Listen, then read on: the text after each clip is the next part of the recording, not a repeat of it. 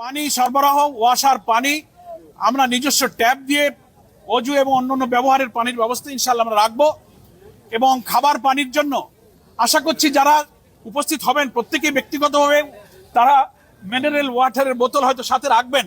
তারপর এক্সট্রা আমরা ইনশাআল্লাহ 50-60 হাজার মিনারেল ওয়াটারের বোতল আমাদের বিভিন্ন মেডিকেল বুথ থাকছে, 15টি মেডিকেল বুথ থাকছে এবং আমাদের পানি স্যানিটেশন আলাদা বিভাগ আছে, তাদের দায়িত্বে এই পানির বোতলগুলো খুব জরুরি হলে সেটাও সংরক্ষিত থাকবে ইনশাআল্লাহ।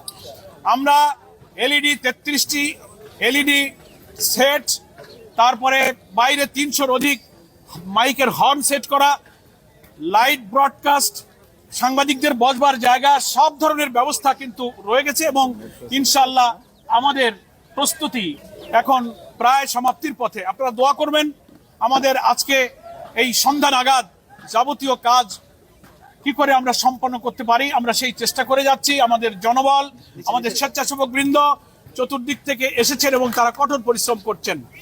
6000-এর মতো প্রায় স্বেচ্ছাসেবক আমাদের 8টি বিভাগে তারা দায়িত্ব পালন করবেন এবং কালকে সমাবেশ স্থলের শান্তি শৃঙ্খলা নিরাপত্তা এবং আগত অতিথিদের সেবা প্রদানের জন্য তারা নিয়োজিত থাকবেন। প্রচার, মিডিয়া, আইটি ইত্যাদির ব্যাপারে আমাদের প্রচার বিভাগের প্রধান সহকারী সেক্রেটারি জেনারেল এহসানুল মাহবুব জুবায়ের দায়িত্ব পালন করবেন।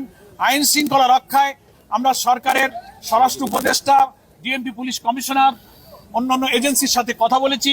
ওনারা চেষ্টা করছেন, ওনারা আশ্বস্ত করেছেন সাধ্য অনুযায়ী প্রশাসনিক সহযোগিতা তারা দেবেন। আমরা ট্রাফিক ব্যবস্থাপনার জন্য পুলিশের ট্রাফিক বিভাগের সাথে আমাদের নেতৃবৃন্দ দফায় দফায় বসেছেন। আমাদের বাইরে থেকে আগত বাসগুলো তাদের ড্রপিং স্পট করা হয়েছে, কোথায় কোথায় বাসগুলো থাকবে সুনির্দিষ্ট জায়গা, সেখানেও আমাদের স্বেচ্ছাসেবক থাকবে। স্থলপথ, নৌপথ এবং সড়ক পথ, সমস্ত রেলপথ, সব দিক থেকে আমাদের লোকেরা কিন্তু সকাল থেকে রাতেই ঢাকায় প্রবেশ শুরু করবে ইনশাআল্লাহ। তো আমি আপনাদের সকলের কাছে, ঢাকাবাসীর কাছে, বিশেষ করে রাজধানীবাসীর কাছে আমাদের যে 7 দফা এবং আরো দফা জনগণের বাড়ছে, এই সমাবেশ যত এগিয়ে আসছে গণ দাবি তত বৃদ্ধি পাচ্ছে।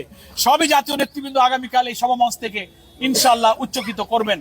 আমরা রাজধানীবাসীর কাছেই সহযোগিতা চাই, দেশবাসীর কাছে দোয়া চাই। আপনারা মহান আল্লাহর কাছে হৃদয়ের সমস্ত আকুতি দিয়ে আপনারা একটু আল্লাহর কাছে দোয়া করবেন, আল্লাহ তাআলা যেন আমাদের এই দোয়া কবুল করেন।